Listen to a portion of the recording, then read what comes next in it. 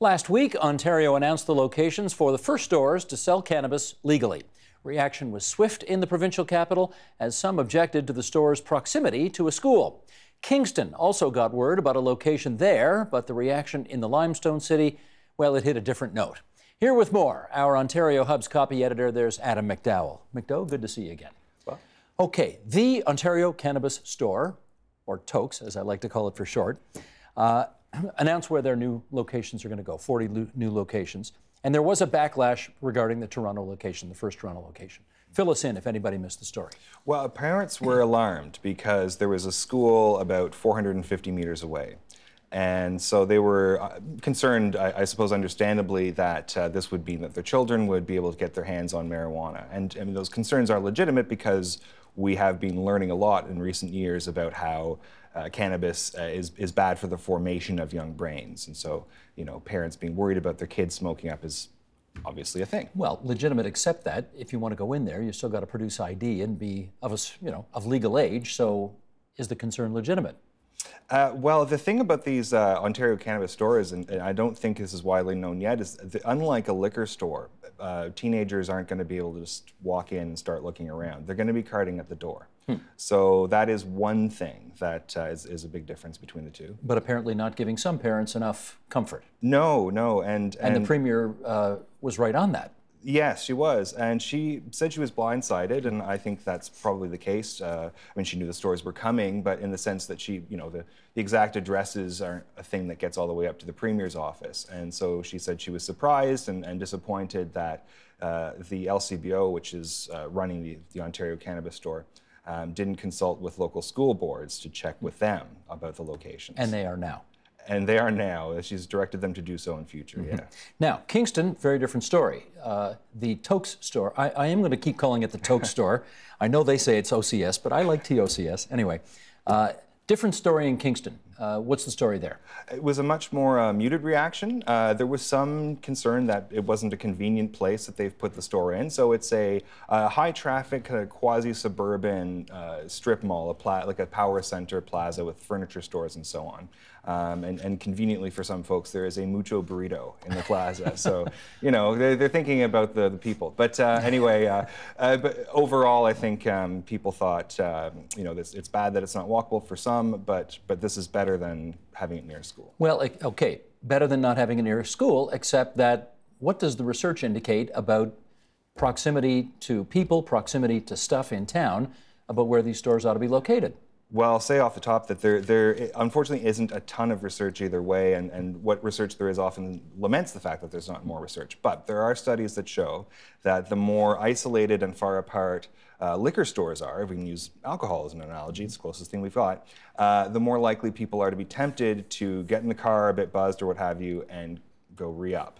So I worry that a location like we have in Kingston that's far away from any built-up area where people can't really walk to it is going to tempt them to get into the car and drive. So that's interesting. The research suggests, I hear you say there's not a ton, but the research suggests it may make more sense to have these things in denser areas where there are more people rather than what they've done in Kingston, which is remoter areas further away from people. Yeah, and this is the thing, we don't know, cannabis retailing to the public is a very new thing. We don't really know much about it. But the studies that I was referring to in Michigan and California did indicate that where there are liquor stores closer together and people can walk to them, there are fewer crash fatalities and so on.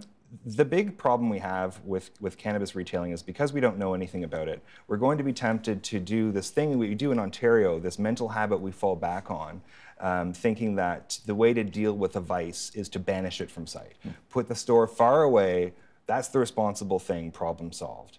What I worry about is that without data, we don't know whether or not that's responsible or whether putting the stores closer into our communities is actually going to be the more way to mitigate social harm. Sure. I mean, the bottom line here is, I mean, surely politicians and parents do know that young underage people are already sneaking away from class or after school, going out, as we used to say back in the day, behind the bushes and toking up already. So whether a pot store is close to a school or not, does that really have much of an impact? Yeah, and again, on a gut level, I can understand the concern. But as we already mentioned, I mean, the regime is going to be different for IDing at the cannabis store.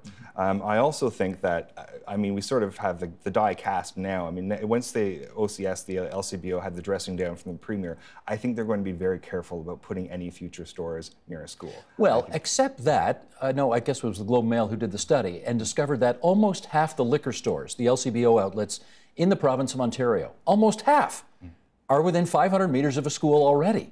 Because their guideline is 200 meters. Because their guideline is 200 meters. That's right. That's the difference. Yeah.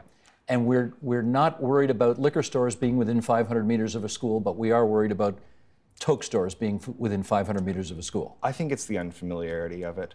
And again, I wonder whether if we really had hard data on consumer behavior, including teenage consumer behavior, would it show that putting a store far away is the most responsible thing, or is that a really crude measure compared to things like education, talking to your kids about how much this could mess up your life? I mean, the thing with cannabis is it really isn't fooling around. I mean, it really is a thing that we're learning that they can cause developmental issues if they smoke up to in young brains, for sure, before absolutely. the age of 25. It's a scientific fact. So talk to them about it rather than, you know, I just don't think banishing the store to a distant area is the solution. And again, I do think it could actually cause problems. Yeah, Adam, it is interesting that almost every time the Premier of Ontario refers to the fact that the toke stores are coming in, she says, yes, we are implementing the federal policy to allow the legalization and sale of marijuana, but under very controlled circumstances. She really doesn't seem, again, I'm inferring here, but she really doesn't seem to be on side with this whole thing.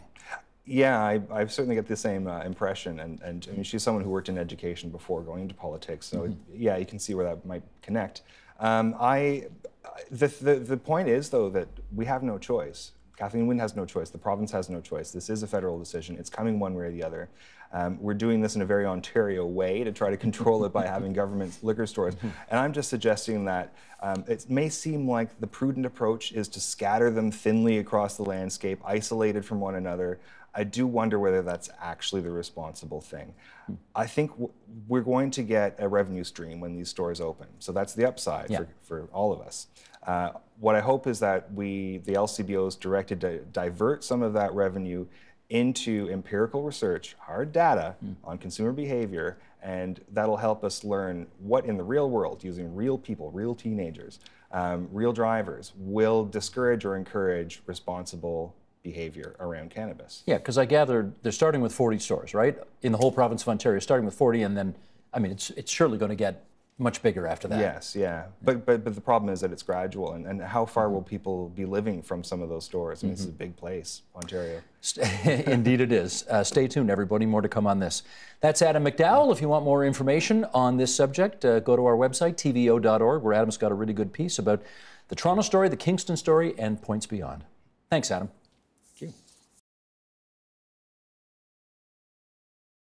The Agenda with Steve Paikin is brought to you by the Chartered Professional Accountants of Ontario, helping businesses stay on the right side of change with strategic thinking, insightful decisions, and business leadership. Are you on the right side of change? Ask an Ontario CPA.